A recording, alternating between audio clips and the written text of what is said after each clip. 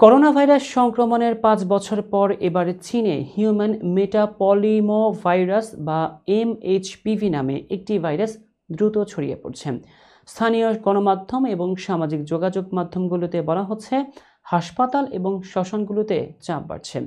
সামাজিক যোগাযোগ মাধ্যমে ছড়িয়ে পড়া ভিডিওতে কিছু ব্যক্তি জানিয়েছেন ইনফ্লুয়েঞ্জা এ, এইচএমপিভি, মাইক্রোপ্লাজমা নিউমোনিয়া এবং কোভিড-19 সহ একাধিক ভাইরাস চীনে ছড়িয়ে পড়ছে।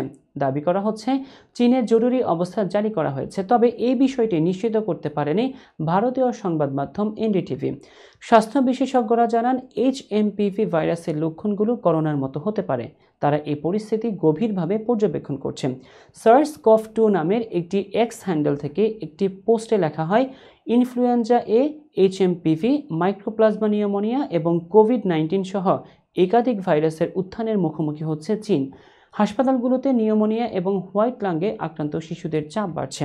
বার্তা সংস্থা রয়টার্স এক প্রতিবেদনে বলছে, চীনের রোগ নিয়ন্ত্রণ কর্তৃপক্ষ নিউমোনিয়া আক্রান্ত রোগী বাড়ায় ছোট আকারে একটি পর্যবেক্ষণ পরিচালনা করছে।